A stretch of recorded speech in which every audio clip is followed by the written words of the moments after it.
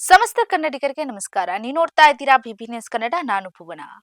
ಬೆಂಗಳೂರಿನ ಕೋರಮಂಗಲದಲ್ಲಿ ಭದ್ರತಾ ಲೋಪದ ಲಾಭ ಪಡೆದಂತ ನಂಬಿಕಸ್ಥ ಸಿಬ್ಬಂದಿಗೆ ಬರೋಬ್ಬರಿ 1 ಕೋಟಿಗೂ ಅಧಿಕ ಹಣದೊಂದಿಗೆ ಪರಾರಿಯಾಗಿರುವ ಆಘಾತಕಾರಿ ಘಟನೆ ಬೆಳಕಿಗೆ ಬಂದಿದೆ.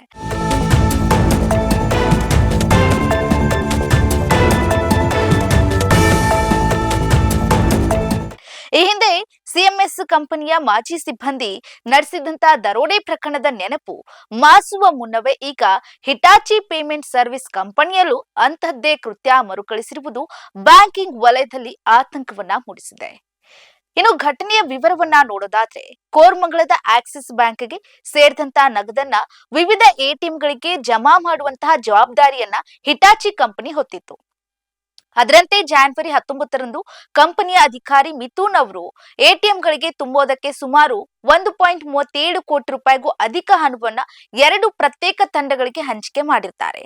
ಈ ತಂಡಗಳಲ್ಲಿ ಪ್ರವೀಣ್, ಧನಶೇಖರ್ ಮತ್ತೆ ರಾಮಕ್ಕ, ಹರೀಶ್ ಕುಮಾರ್, ಪ್ರವೀಣ್ ಕುಮಾರ್ ಹಾಗೂ ವರುಣ್ ಎಂಬ ಸಿಬ್ಬಂದಿಗಳಿರ್ತಾರೆ. ಬ್ಯಾಂಕ್ನಿಂದ ನಗದನ್ನ ಪಡೆದು ಎಟಿಎಂ ಕೇಂದ್ರಗಳಿಗೆ ತೆರಳಬೇಕಿದ್ದಂತ ಈ ಸಿಬ್ಬಂದಿ ಪ್ಲಾನ್ ಮಾಡಿ ಹಣದೊಂದಿಗೆ ನಾಪತ್ತೆಯಾಗಿದ್ದಾರೆ.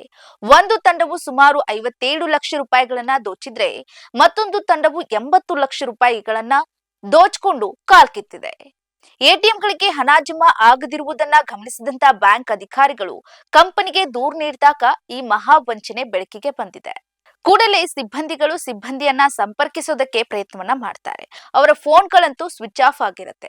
ಈ ಸಂಬಂಧ ಹಿಟಾಚಿ ಕಂಪನಿಯ ಅಧಿಕಾರಿಗಳು ಕೋರಮಂಗಲ ಪೊಲೀಸ್ ಠಾಣೆಯಲ್ಲಿ ಅಧಿಕೃತ ದೂರನ್ನ ದಾಖಲಿಸುತ್ತಾರೆ. ಪ್ರಕರಣವನ್ನ ಗಂಭೀರವಾಗಿ ಪರಿಗಣಿಸಿರುವಂತಹ ಪೊಲೀಸರು ಈಗಾಗಲೇ ಆರೋಪಿಗಳ ಪತ್ತೆಗೆ ವಿಶೇಷ ತಂಡವನ್ನ ರಚಿಸಿ ಎಟಿಎಂ ಕೇಂದ್ರಗಳ ಸಿಸಿಟಿವಿಯ ದೃಶ್ಯಾವಳಿಗಳು ಹಾಗೂ ಆರೋಪಿಗಳ ಮೊಬೈಲ್ ಕರೆಗಳ ದಾಖಲೆಗಳನ್ನ ಪರಿಶೀಲನೆ ಮಾಡಲಾಗ್ತಾ ಇದೆ. ಇನ್ನು ನಂಬಿಕೆಯೇ ಪ್ರಧಾನವಾಗಿರುವಂತಹ ಹಣಕಾಸು ಸಾಗಾಟದ ಉದ್ಯೋಗದಲ್ಲಿ ಇರುವವರೇ ಈ ರೀತಿ ಕೈ ಕೊಟ್ಟಿರೋದು ಕಂಪನಿಯ ಭದ್ರತಾ ವ್ಯವಸ್ಥೆಯ ಮೇಲಿರುವಂತಹ ವಿಶ್ವಾಸಕ್ಕೆ ದೊಡ್ಡ ಹೊಡೆತವನ್ನ ನೀಡಿದೆ.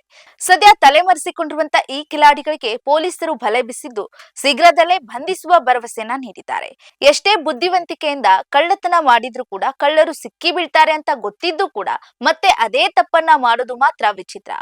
ಇದಾಗಿತ್ತು ಈ ಹೊತ್ತಿನ ಸ್ಪೆಷಲ್ ರಿಪೋರ್ಟ್. ಸಮಗ್ರ ಸುದ್ದಿಗಳಿಗಾಗಿ ಸದಾ ಗಮನಿಸಿ ಬಿಬಿ ನ್ಯೂಸ್ ಕನ್ನಡ. ಇದು ಕನ್ನಡಿಗರ ಪ್ರತಿಧ್ವನಿ.